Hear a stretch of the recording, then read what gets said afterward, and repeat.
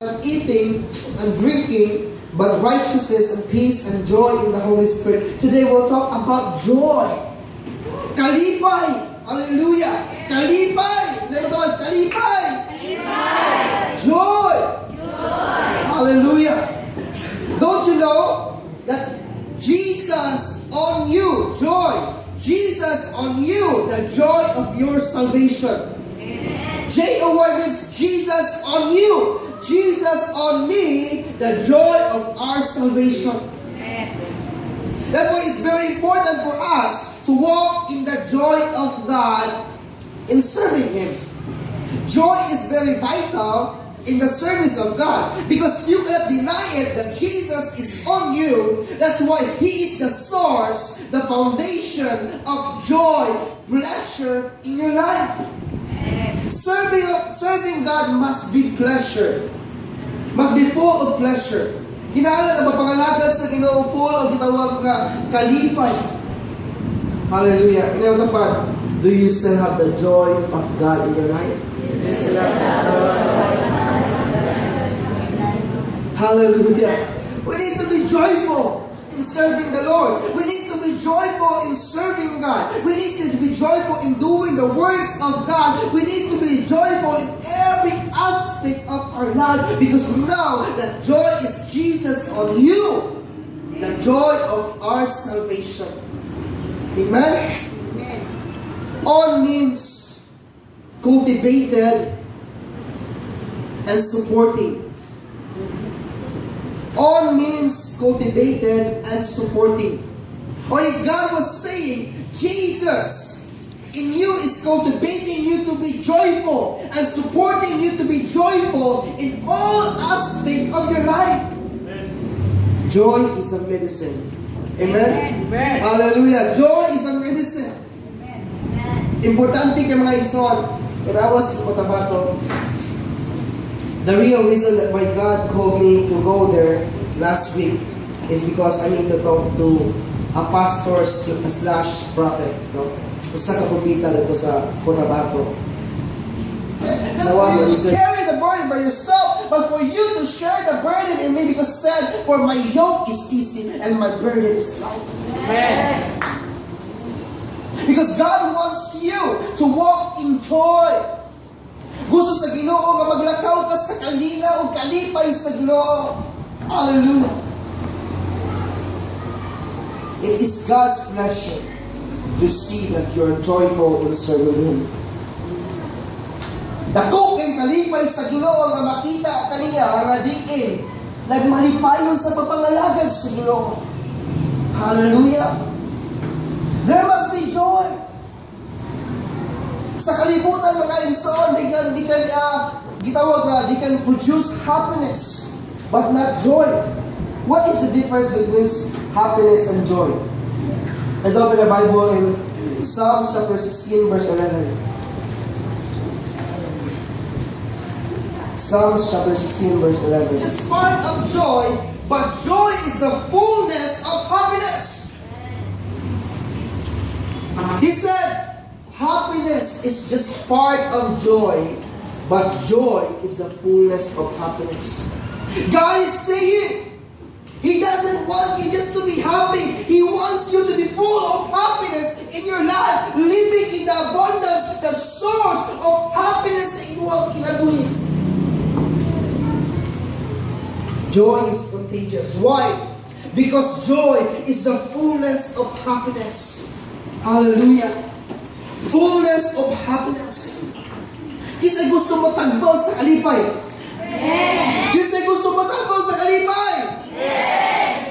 That is the purpose of God in your life, na matagbaw ka sa kalipay. Kung ang mga batanon dito mga igsoon, gusto sila malipay, musyabu sila, mag-drug addict sila, para mahay sila, para malipay sa mga igsoon, di ara sa ginghangalian sa Ginoo. He already made a way for you to experience the kindness, pleasure, fullness of joy in the kingdom.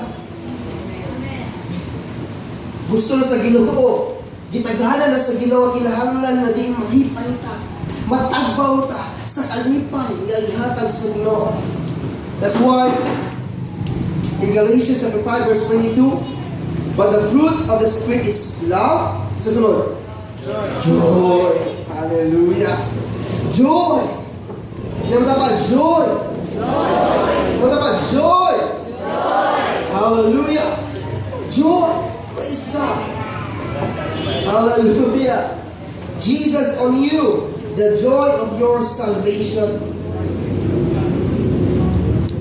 Jesus in contact, the source and foundation that supports you to be joyful in His service. Ang Ginoo mao'y pundasyon. Gitawag nga tinugdan nga di nagsuporta ka nato nga magmalipayon ta diha sa pangalagan sa Ginoo. It's very important to be joyful in the kingdom of God because our God is a joyful God. Amen? Ginoo siya nga malipayon nga Ginoo. Ginoo siya nga puno sa kalipay. Ang iyang mga katawan kinahanglan nga magkinabuhi diha sa kalipay. Kaya mo tapal, ayaw na choose to be sorrowful. God wants us to be joyful, but why do we choose to be sorrowful? We're full of burden. Nga itong ginapasan sa itong kinabuhi sa makakadlaw, na ingon na Ginoo kinahanglan nga magmalipayon ka sa pagpangalaga diha kaniya.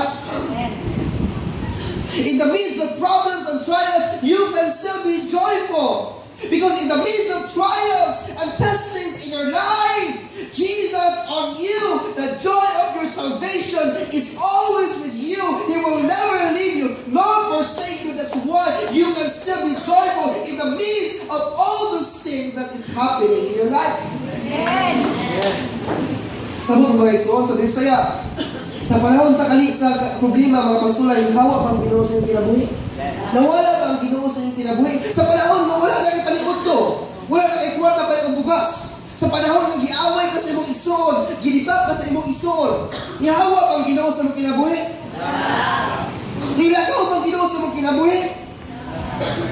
Joy is Jesus on you. He will never leave you nor forsake you. That's why you will still have joy in the midst of persecution, trials, and testings in your life. You can still be joyful because Jesus will never leave you. Jesus on you, the joy of your salvation. Amen. I said, praise God. Hallelujah. Salamat, Ginoo. Di ko mamatay sa iyo ni Ginoo. It's true. Most of pastors die young because they carry the burden, all of those things, and they walk not in the joy of God in His service. At the moment that the prophet said, you need to start the joy of your salvation. Hallelujah. Praise God. Hallelujah.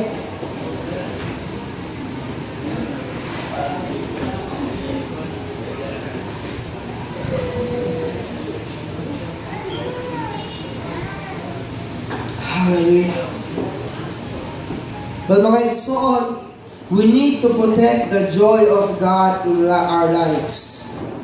Aminaw mo, we need to protect the joy of God in our lives because there are gitawag na joy blockers.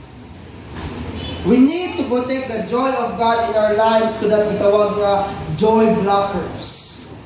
Kaya gusto nga mubabag pa sa kalipay sa Ginoo sa imong kinabuhi. And this morning we'll talk about 5 things that blocks the joy of God in your life. 5 things that blocks the joy of God in your life. Number 1 is Matthew chapter 6 verse 33. But seek first the kingdom of God and His righteousness, and all these things shall be added unto you. Number 1, wrong priorities in life. Wrong priorities in life blocks the joy of God in your life.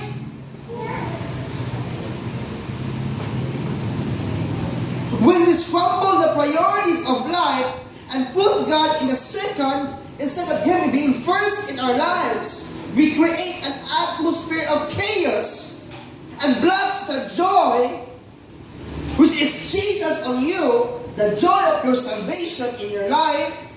And instead of experiencing the joy, you experience chaos and trouble in your life. Prioritizing God, we prioritize our education.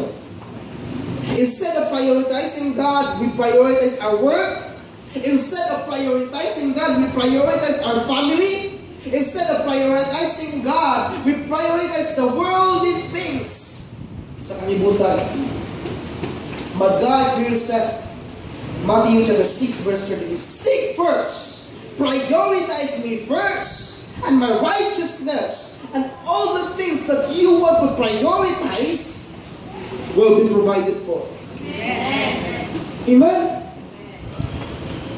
In Psalm chapter 16 verse 11, but you will show me the path of righteousness. In your presence there is fullness of joy. Hallelujah. Do not trade the presence of God to the passing pleasures of this world. Do not trade the presence of God to the passing pleasures of this world. Ayaw ibaylo ang presensya sa Ginoo nga naa ito kalipay sa Ginoo sa mga lumalapay lamang na kalipay ani nga kalibutan. Hallelujah. You know what I will tell you? Kung mag-graduate ka, mahimog ang palitor, it's good. Kung mag-graduate ka, mahimog ang kublami, it's good. Kung mahimog ang bilyonaryo, it's good. You are very good. You have. Because you prioritize the secondary things of this life is not compared to the great things that God has in store when you prioritize Him in His presence in your life.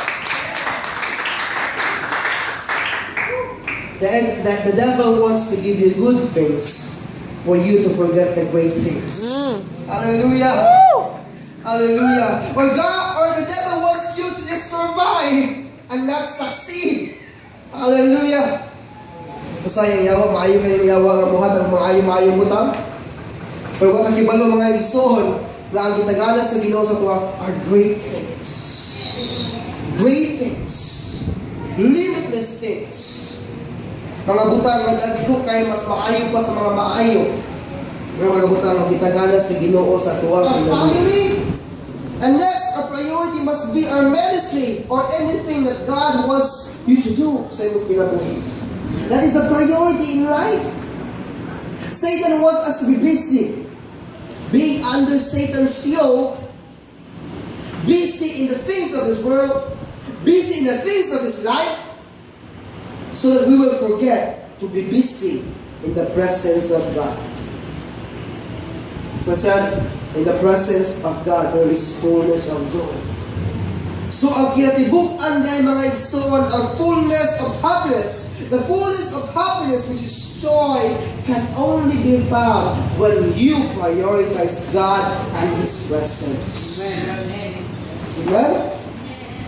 So, wrong priorities sa buong kinabuhi. Amen? Ilang dapat? Stop having wrong priorities.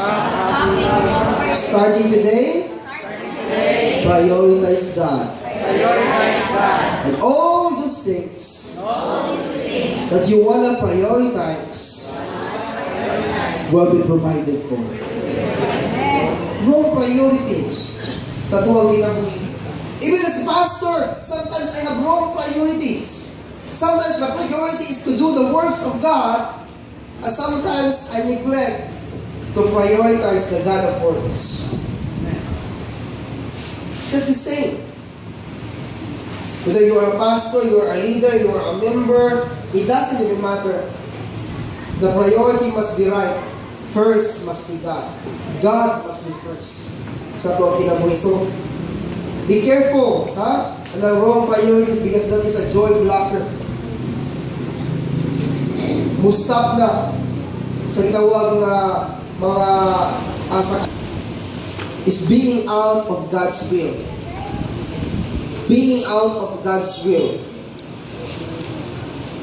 If you are not doing the will of God in your life, for sure, there will be confusion,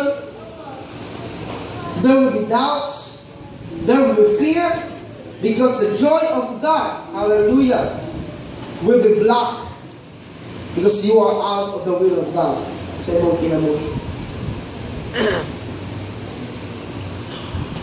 being out of God's will. Bisag kibalulog ka, ngayon ang Ginoo, maayang adto dito, mayon gapon ka, okay ra Lord, kay protection na bilang ko nimo Ginoo. Sa nga po, nakidnap na ka. Bisag kibalulog ka, kanay gubat na tulog ka, okay ra Lord, dito ko madutlan kay anak makunin mo. Naigo ka sa bala, kay Lord, ispital ko Ginoo. Because you are out of the will of God. Wala ka sa kabubuton sa Ginoo. Don't expect God to do something in your life if you are out of His will. Don't expect the best thing that God has in store for you if you are out of His will. Best things that God has prepared will only be done in your life if you are in His will. Muna itawag na gitawag ang permissive will of God. Matungod kay imuha yung gusto, okay, patayonan mo siya, okay, imuha lang yung gusto. Kaya di magpupuli makabuot mo. And then afterwards, makaisog mo ng Ginoo. Ano yung mga gitugutan, Ginoo? Gani yung mahimo, mapildi ko. Ginoo, ano yung mga gitugutan, Ginoo? Gani yung nakasakit ko. Pero Ginoo, that is your choice. Gingan di ka, ayaw pagpaulan-ulan, napaulan-ulan di ka.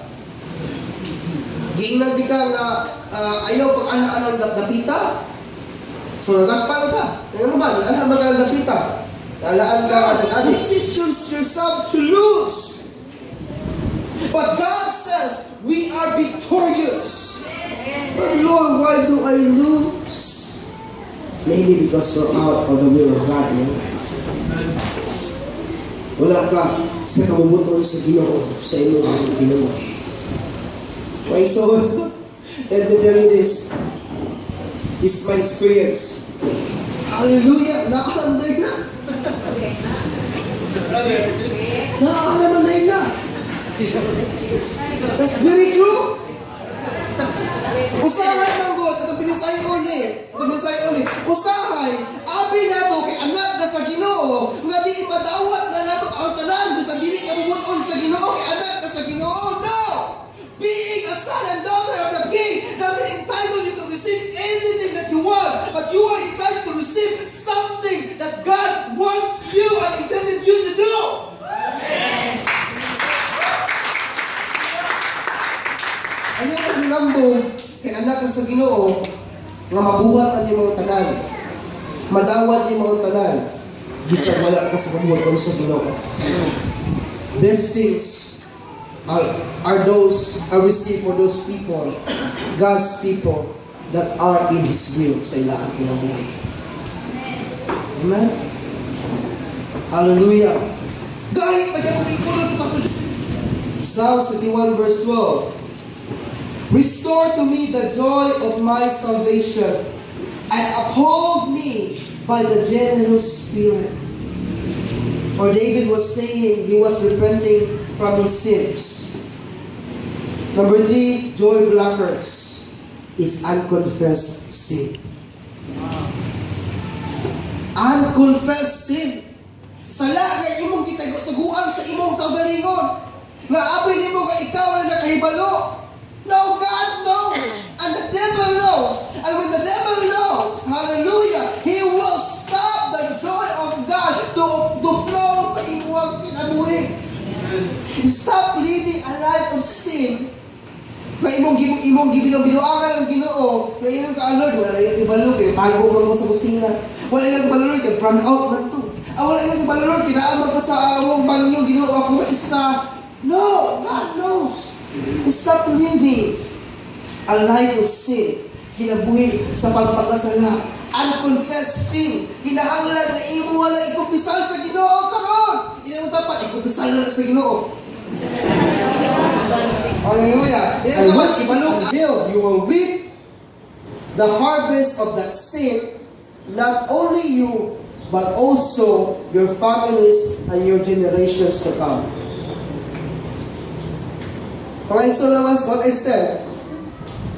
If you keep on hiding the unconfessed sin in your life, someday it will be unveiled in God, and you will reap the harvest of that seed, not only you but your families and your future generations as well. Mga igsoon, lamiin na kanabuhan ni Akan. Pagkakita ni Joshua na itong mga igsoon, kaya siya mo nagkuha itong mga itawag ng mga materials na magkuhan sa Ginoo, sa gibuhat ng Akan mga igsoon. Si Akan o ang iyahang mga pamilya, praise the Lord, gisunog. They were burned alive. What I'm trying to say is God is a God of grace. But if you keep on doing the sinful things in your life, there will be a time that you will be judged and you will reap the harvest of those sins. Not only you, but your future generations. Sige ko ni Pastor na namatay ka doon. Iala ko ang iyo sa iya. Pastor, be holy, for our God is holy. Be holy, for our God is holy.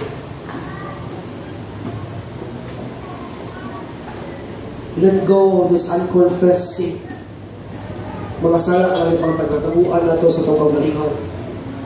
And you know that kung saan siya masala, ihatag na sa Ginoo. Pangayon pasaylo sa Ginoo. Starting today, live a life, a righteous, holy life. Ihatugawan sa Ginoo. Don't be a WWE. No? May nahila na ito. Wala nila ego. You said, praise the Lord. God is good all the time. But it doesn't mean it's God's work for you. Balik ko na to. You might be doing a lot of work for God, but it doesn't mean it's God's work for you. By spending time with God, by spending time with the God of works, you position yourself to do God's work for you, and that is what a fullness of joy means. Dahil sa kinabuhi mga igsoon, dili mo pasabot, dili daghan ka gitrabaho para sa Ginoo, dili maulay trabaho nga di kipabuhat sa Ginoo sa inyong kinabuhi.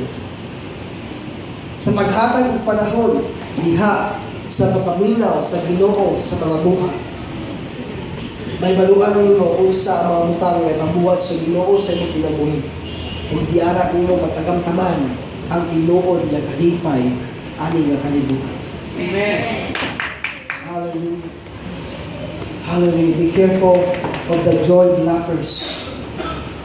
Since this day, I pray and I declare the people of God in this church will live and continue to live a joyful life.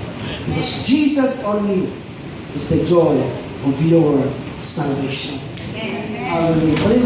When was the last time that you were able to say, thank you, Lord, for my salvation? So, ngayong galon, salamat mo sa palawasan 20 years ago. But right now, you forget that God saved you. And out of your thankfulness, show it to God. Ipakita sa inyo ang inyong pagkamakasalamat. We are living in a society that lacks gratefulness. We are living in a society of ungratefulness. Show it! Not just by words, but by your action. And show it with your attitude. That you are thankful to God and there's people that have, hallelujah, provided for you or have given something in your life. O sa Ginoo mga igsoon, sa Ginoo na lang. Ang mga tao, karon, when they said, Lord, you are my God. Ginoo, karako, but you know what? You never see them. Hallelujah. Serving God faithfully. Hallelujah. We cannot fake God. We need to have a thankful heart. Makasalamat po ito kasi a grateful heart. Hallelujah. Praise God. Have you been thankful to God for healing you? Nagpasalamat nagyan ko sa Ginoo sa pagkaayo niya sa imong kinabuhi. Nagpasalamat pag sa Ginoo nga dahil na pamilya nimo wala nangalagat sa Ginoo. Nagpasalamat pag sa Ginoo sa imong tumuwang trabaho sa gamay nga sweldo. Mingon ba ta, Lord, dalag ko trabaho, gamay ko sweldo. Lord, lagi mi panyagod to, pero bulan po. Ginamos po. People are always full of excuses to not thank God. But you know what? I will tell you this day. If you excuse the excuses and be thankful to God in whatever situation, circumstances, and the things that you have in this life, I will tell you, God will bless and bless and bless and bless and bless you.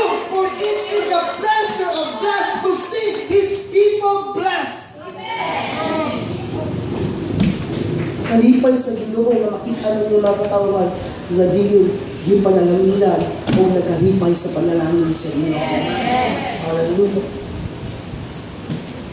So what? The Bible said that the blessing of God makes no sorrow. Walay sorrow diyara sa panalangin sa Ginoo. Ulo na siya sa kalipay, kalinaw o katanghawan. But we need to start to develop an attitude of gratefulness about with thanksgiving. Joy blocker number 5 is ungrateful people.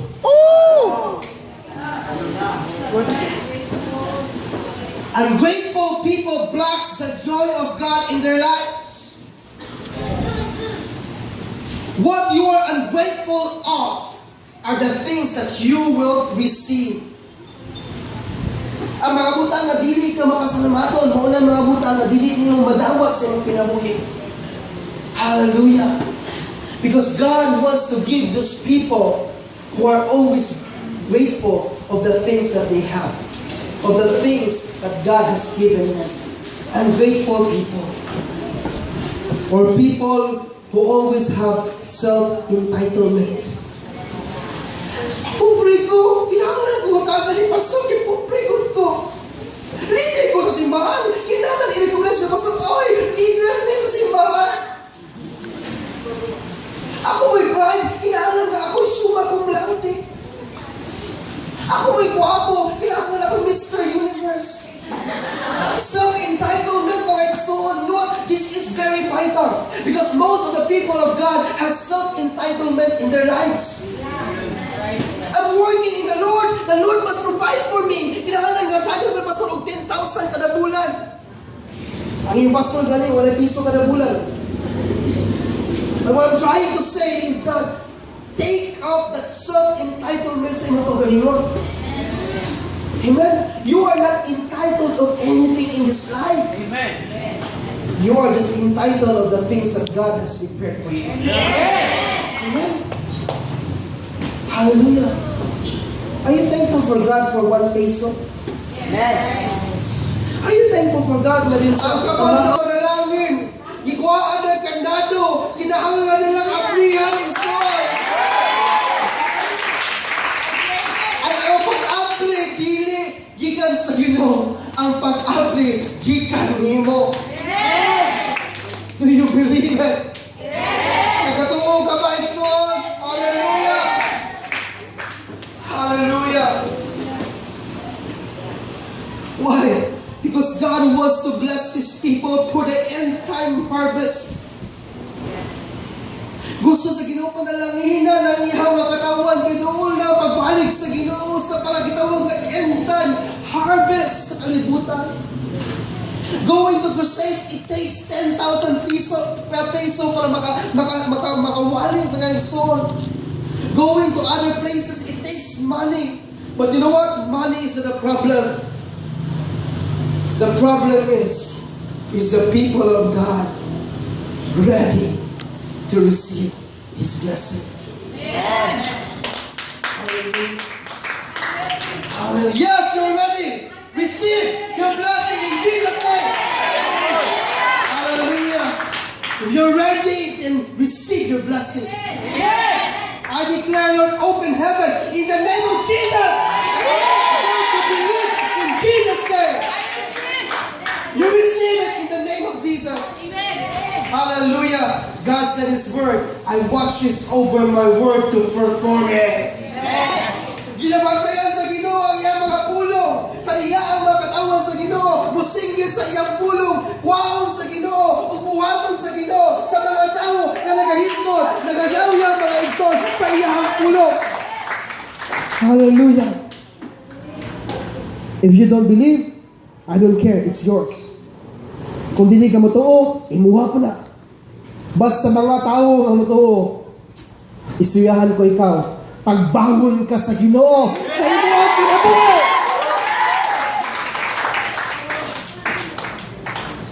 The prophet said to me, I see a paper. The reason that God blessed me, because when I believe something for the Lord, I don't care if people say I'm crazy. I say, Lord, thank you, God. Hallelujah. Yes, Jesus. Hallelujah. Thank you, Lord. Hallelujah, Jesus. Thank you, Lord. I don't care if you say, Kabuhan ko. Hallelujah. Because I know. And when I speak life, I receive the blessing of God. A blessing that will never be given by someone. A blessing that 80 people in this world cannot give. Only God can. And when I declare it, I receive it. Hallelujah. That's the reason. What differentiates me. Because I don't care about people. I don't care what people may say about me.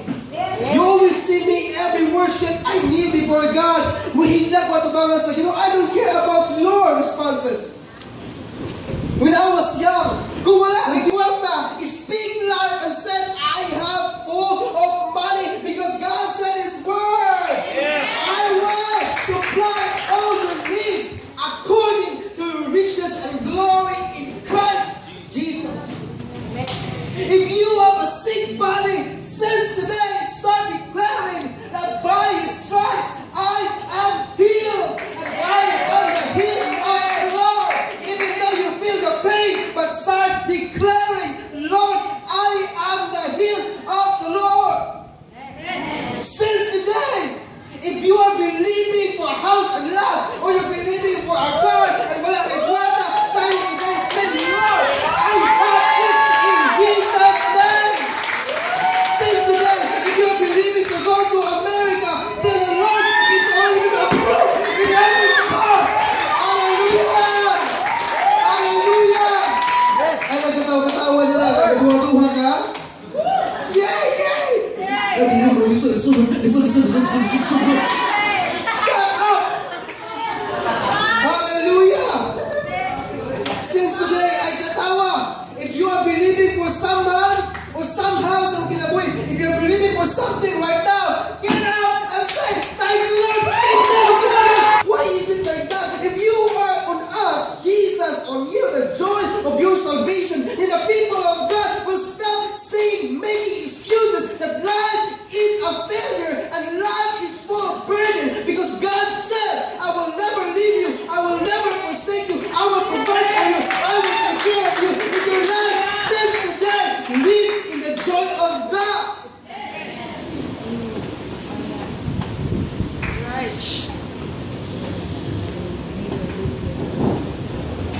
I'm sick and tired of hearing people who always complain. Mga tao, labi na tao sa Ginoo nga sige complain abo sa ilang kinabuhi. You know what? When I went to Cotabato, tingnan na bitaw ko mga ison. Tanong-tanong ng mga pag-istorya ba? Kung sa tubig naman ha? Yan, isip ko na naman. It's just a small drop of water. But it's always consistent.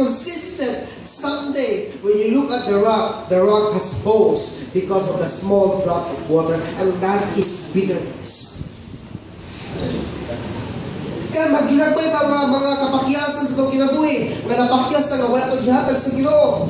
Kaya magginagmay mga napasagitan ka sa itong kinabuhi, na wala gihatag sa Ginoo. Kaya magginagmay mga gitawag ng mga pagdipag-dipag sa imo, na nasakitan ka, wala gihatag sa Ginoo. Kaya magginagmay mga failure sa itong kinabuhi, na wala gihatag sa Ginoo. Mga butang, mga diin, nasakitan ka, o di napandol ka mga ison, o wala mo gratag sa Ginoo, mahimo na nga liin mo nako sa imong kasing-kasing, ang mahimo na nga mo block sa kalipay sa Ginoo, diha sa imong kinabuhi. It will form into bitterness. Hallelujah. Be careful that you don't have a bitterness in your heart.